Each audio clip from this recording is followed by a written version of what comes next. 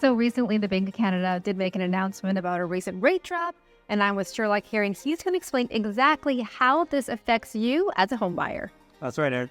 So we saw a massive 0.5% decrease in the Bank of Canada's prime rate. That's the largest that they've done in a very, very long time, to almost decades, right? So last couple times, they did a 0.25% decrease. They did that 3 times in a row. This fourth consecutive rate drop was 0.5%. So that's a pretty huge, discount on the rates if you were in a variable mortgage. That's about 1.25% over the last couple months. So how that affects most home buyers and most people who currently have variable rate mortgages is that your rates are lower, which means you're paying less interest. Now, some banks have a set payment policy, which means that if the rates decrease or increase, you're going to pay the same monthly payment. So what this will do for those types of buyers is essentially that you're paying way more down towards the principal and less towards interest, which is... That's great. That's what we want to do, right? We want to do that. So that's great. Yeah, it's good. Shorten your amortization. Yeah. Then there's other ones. In example, Scotiabank, they will address your payments accordingly. So what you may see if you have a Scotiabank variable mortgage is that your payments are going to be a little bit less every time the rates drop. Sorry, interrupt. Is that because that's Scotia what they're doing for their clients? Like, do other banks do that too? And do they come up with different ideas? Or some banks, change their payments based off of the interest rate so that your amortization is in the same schedule as you originally signed. So if you signed a 25-year amortization or a 30-year amortization, each time the rates change, your payments are going to throw that schedule out of whack.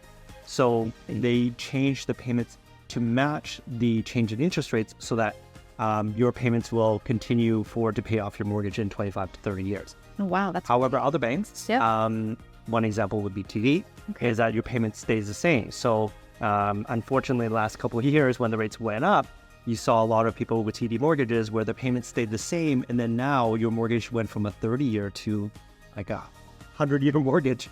And you're paying essentially nothing towards principal and everything towards interest. I see. Which is why it's very important to keep an eye on your mortgage payments to make sure you're paying your mortgage on time every time the rate changes, because depending on the bank, that may not happen. Okay. Wow. Lots of information. That's great. So the next Bank of Canada meeting would be December 11th, where they are going to announce whether or not they're going to cut rates again. I think a lot of economists are predicting rates to cut either another 0.25 or another 0.5% rate decrease. The reason being is that the Canadian economy isn't doing as well as we hoped it to be. I see.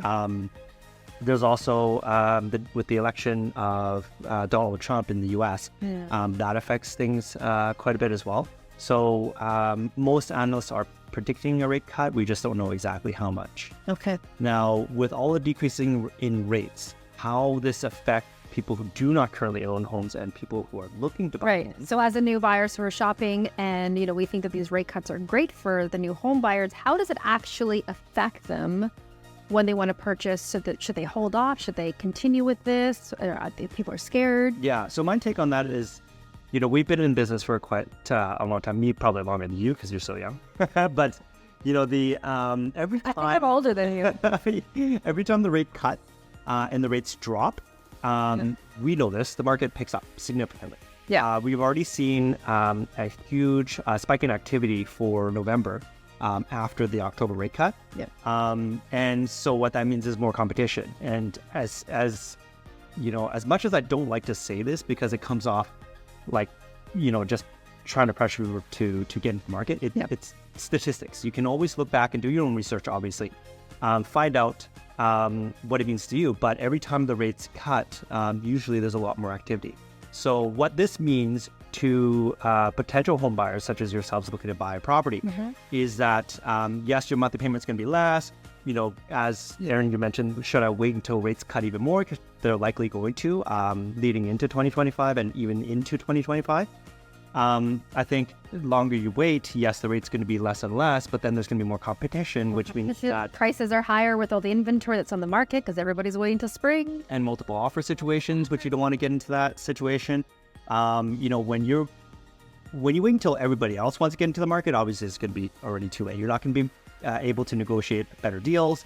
You're not going to be able to negotiate longer subject removal dates. Or let's say if you're buying and selling at the same time, you're not going to be able to negotiate a sale clause, right? That's It's a contract. So ultimately, you have to do what's right for you, and find out what situation is best for you. If you require a lot more conditions, you need a lot more time, then jumping in earlier is going to be able to give you a negotiation power on that. But the longer you wait, the lower the rates get, the more competition there is going to be, which means that you may be pressured into going in with short subjects or essentially no subject. That's right. So what you want to do as a home buyer, you definitely, if this is your first time purchasing and you've never talked to a mortgage broker before, get the ball rolling.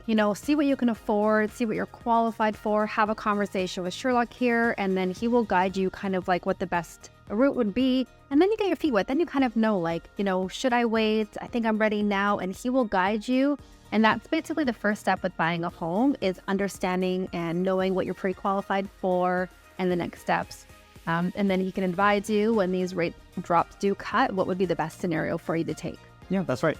And don't hesitate to reach out to either of us at any time. Obviously, our services are completely free to you. Ultimately, we want to earn your business.